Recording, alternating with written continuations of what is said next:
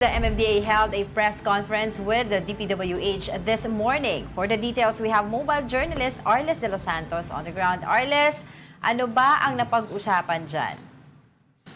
Angela at Diego, matagal na na hinihintay ng publiko itong rehabilitasyon na EDSA at matagal na rin itong pinaplano ng pamahalaan. Pero kanina sa press conference, inanunsyo nga ni DPWH Secretary Vince Dizon na sisimula na ito sa December 24 na kung saan nga magiging 24/7 ang magiging reblocking dito kung saan nga December 24 alas 11 ng gabi hanggang January 4, 2026 24/7 yung kanila magiging gawain. Ito ay gagawin doon sa northbound at southbound ng EDSA at bukod pa dyan mas mababa daw yung magagastos dito na pondo ng pamahalaan sa naunang plano na isang buong taon or 2 taon na rehabilitasyon ng EDSA at 17 billion pesos. Yung planong gastusin bumaba na ito sa 8 months lamang na target at 6 billion na budget.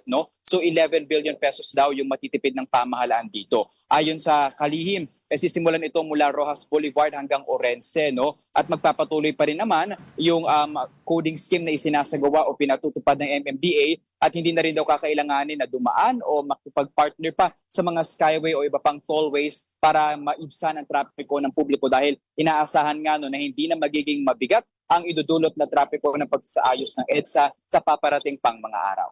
Arles, madami nagsasabi kaya daw ginawang December 24 tong rehab is because busy ang lahat. Sa Noche Buena at Christmas, baka makalimutan nila yung init ng ulo nila.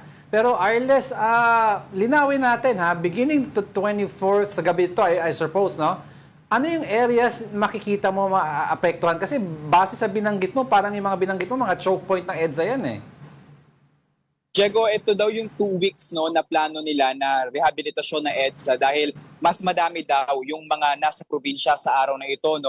They're expecting nga na parang nasa 60% ng mga Pilipino ay either nasa kanilang mga probinsya para mag-celebrate ng holiday o hindi naman kaya nasa ibang bansa. So actually kanina dinaanan natin yung EDSA. Yes. Kahit dito sa kung nasan tayo ngayon, mas maluwag na talaga yung daloy ng trapiko. So iniisip nila kung ipapatupad nila ito sa December 24 onwards, bago magbalik sa normal yung mga opisina at bumuhos yung bugso ng mga motorista na babalik sa kanilang mga bahay, mas maiibsan daw nito yung inaasahan nga na mas mabigat na trapiko na inaasahan. So, pero northbound, Diego, northbound and southbound ito isasagawa, ay hindi lang natin nakuha specific kung saan nga ba, pero sisimulan daw ito sa Rojas Boulevard, staff area, and then magdidiretso hanggang sa Orense. But that is for the first phase nitong rehabilitation. So sa 8 buwan, Diego, na plano nila na rehabilitation, 4 months ay para doon sa phase 1, mula Rojas Boulevard hanggang sa Orense. And then inaasahan natin na baka sa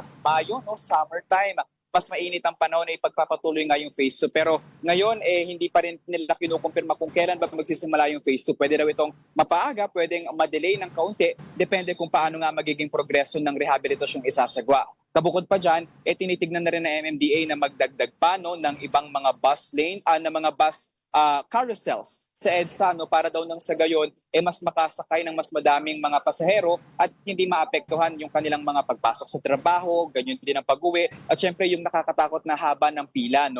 Patuloy din yung pagsiguro nila na pati yung mga MRT natin ay magagamit din ng publiko at sa December 25 nga araw, araw ng Pasko, sisimulan ng gamitin yung Dalian trains na pininiwalaan at ayon sa mga kalihim na kasama natin ngayong araw ay makakatulong talaga dito sa daloy ng trapiko na magiging mabigat kung mayroon mang mga sasakyan pang darating at maaapektuhan ng rehabilitasyon na isasagawa at yung mga pasahero na tuloy pa din ang araw-araw na pamumuhay para sa kanilang pag-commute dito sa Maynila. Alright, maraming salamat. That was our mobile journalist, Arles de los Santos. Kung that's Rojas to Orense, southbound choke point yun, ang maapektuhan dito Manila sa traffic. Ngayon kung northbound sa may Orense to Rojas Boulevard, maapektuhan nito Guadalupe all the way to Cubao. Kaya ang solution daw dagdagan, talagang kahit naman hindi mag-rehab, dagdagan dapat talaga nila yung point-to-point buses. Nakikita mo ba yung picture pag yung overhead shots ng MMDA pag traffic? Oo. Di ba? Tsaka nakailang postpone na rin naman itong rehab. I'm saying, traffic na traffic sa EDSA, pero yung carousel lanes, ang luwag. So maximize it by putting more point-to-point. Kasi tignan mo yung data ng mga point-to-point buses, konti lang ang gumagamit.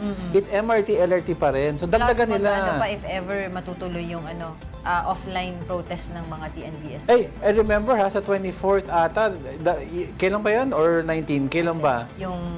Actually today yun. Ang start nung yung cancellation ng surge Yes. fee Oo. ng mga TNVS, December 17 until January 4. Oh, tapos magkakaroon ng ganito. Well, let's see. We're going to see. But sana nga dagdagan nila ng point-to-point buses.